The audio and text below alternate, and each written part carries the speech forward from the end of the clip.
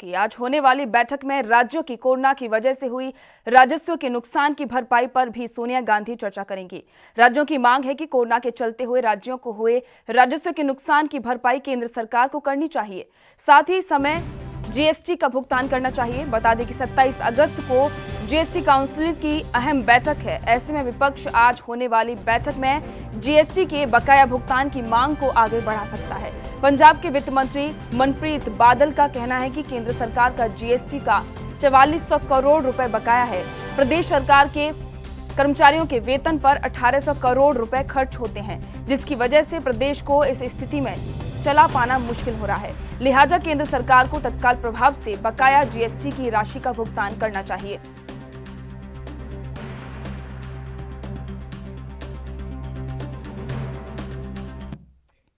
और इसी पर चर्चा के लिए हमारे संवाददाता राजीव तिवारी हमारे साथ लाइव जुड़ चुके हैं। राजीव, आज ये बैठक होने वाली है, कांग्रेस की ज्यादा जानकारी।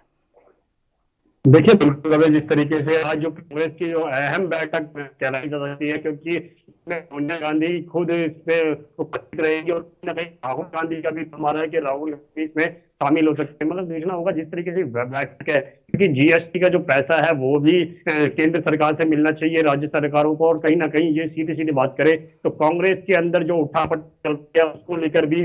मंथन किया जा सकता है। तो मगर कहीं ना कहीं ये जरूर है तरीके से कांग्रेस पार्टी अपने आप को एक मुकाम हासिल करना चाहती है, जो मुकाम से छोटा हुआ था या फिर कहें जो उनसे वंचित हो रहा था अभी तक। मगर कहीं ना कहीं ये जरूर है, लगातार कांग्रेस पार्टी अभी भी जोर कर रही है कि किसी तरीके से वो केंद्र सरकार के अंदर आ सके, यानी कि कह सकते हैं सरकार के अंदर अपना दबदबा बना सके और अपना जो मुकाम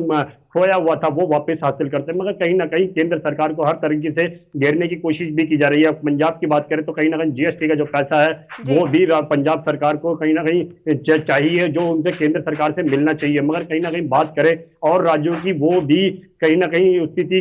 डामाडोल करता नजर आ रहा है, क्योंकि कांग्रेस के अंदर खुद उठापटक चल रही है और अंदर से काफी बड़ी दिक्कतें हैं, क्योंकि सभी तमाम गुट जो बने हुए हैं वो लगभग एक जगह पे नहीं है। और कहीं ना कहीं ये जरूर है कि कांग्रेस पार्टी की जो अध्यक्ष है वो सोनिया गांधी जी, जो 6 महीने के लिए दोबारा से अध्यक्ष पद के लिए आई हैं, तो कहीं ना कहीं ये देखना होगा किस तरीके से सारी कार्रवाई की जाएगी और कहीं ना कहीं जो बैठक है वो उसका क्या निचोड़ निकल पाएगा आज। जी राजीव, एक बात और है कि जिस तरीके से कांग्रेस के अंदर ये उठापटक चल रही है और कांग्रेस के वरिष्ठ नेताओं ने भी सोनिया गांधी को पत्र लिखा था कि उन्हें नेतृत्व परिवर्तन करना चाहिए, उसके बाद सीएमसी की बैठक हुई और अब आज ये अहम बैठक होने वाली है। अब कहीं ना कहीं कांग्रेस को लगने लग गया है कि वो पूरी तरीके से कमजोर है।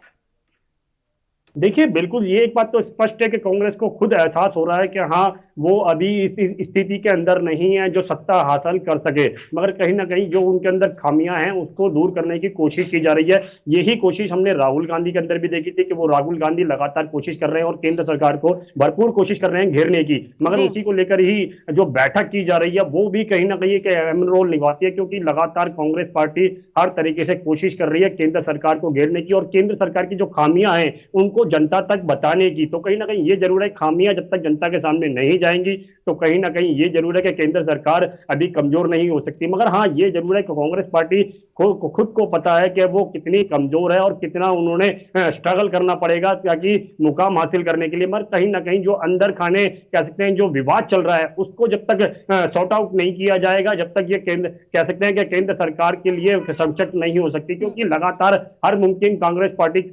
अपनी लड़ाई जो जारी कर रही है और कहीं ना कहीं केंद्र सरकार से लड़ने की कोशिश कर रही है। मगर जब तक अपने ही घर में जब लड़ाई जब तक संतुष्ट नहीं खत्म नहीं होगी तो कहीं ना कहीं बाहर वाले से लड़ाई करना इतना आसान नहीं है। मगर कहीं ना कहीं जिस तरीके से अब जो कपिल सिब्बल का भी ट्वीट आया है कि अंदर अंदर कहीं ना कहीं उनको भी एहसास है कि अंदर अंदर गुट बन चुके हैं और अंदर अंदर लड़ाई चल रही है और कहीं ना कहीं सीधा सीधा इशारा जो दिया जा रहा है वो कहीं ना कहीं गुटबाजी की तरफ दिया जा रहा है, क्योंकि राहुल गांधी के कह सकते हैं राहुल गांधी के जो नेतृत्व में हर पद की जो जिम्मेवारी बन रही है वो राहुल गांधी कर रहे हैं और कहीं ना कहीं जो अध्यक्ष पद है वो सोनिया गांधी के पास है। तो कहीं ना कहीं जो बटा हुआ दिख रहा है अभी तक वो कहीं ना कहीं जब तक उसको सॉर्ट आउट नहीं किया जाएगा तो कहीं ना कहीं ये कांग्रेस पार्टी आगे भी कमजोर चलती चली जाएगी। बिल्कुल राजीव, पहले कांग्रेस को अपने घर को संभालना चाहिए, ये बात तो तय ही है, लेकिन अब कांग्रेस जो है जो गैर बीजेपी शासित प्रदेश हैं उनको साधने की कोशिश कर रही है। तो आपको लगता है कि जहां पर भी जिस भी राज्य में गैर बीजेपी सरकार है वो कांग्रेस के साथ में आ सकती है?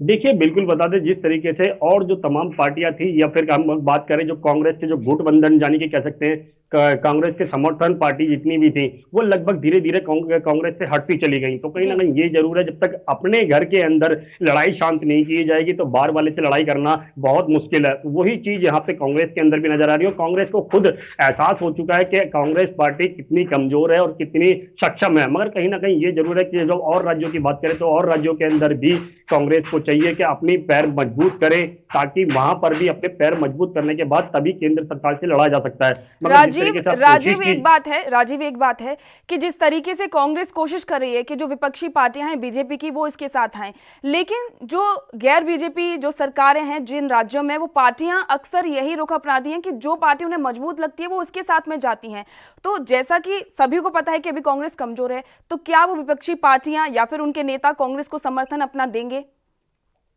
देखिए, एक चीज इसमें स्पष्ट करती है कि जब तक कांग्रेस पार्टी खुद मजबूत नहीं होगी तो जब तक दूसरी पार्टियां जो वो कांग्रेस को सपोर्ट करने के लिए आगे नहीं आएंगी। हाँ, ये जरूर है कि क्योंकि जब सत्ता किसी के हाथ में होती है तो नेचुरल बात है कि अपने ही घर के खामे जो सदस्य हैं वो दूसरी तरफ चले जाते हैं कहीं ना कहीं, क्योंकि सत्ता के अंदर सबको बैठना है और सबको ही अपने कुर्सियां हासिल करनी है। तो उसी को लेकर भी जब कांग्रेस पार्टी के जो गुट है वो भी दूसरी तरफ चले गए तो कहीं ना कहीं ये जरूर है कि कांग्रेस पार्टी के जो समर्थन है यानी कि बीजेपी की तरफ से जो तमाम जो नेता हैं जो इनके साथ जुड़ना चाहते हैं या फिर जो जुड़ रहे हैं वो कहीं ना कहीं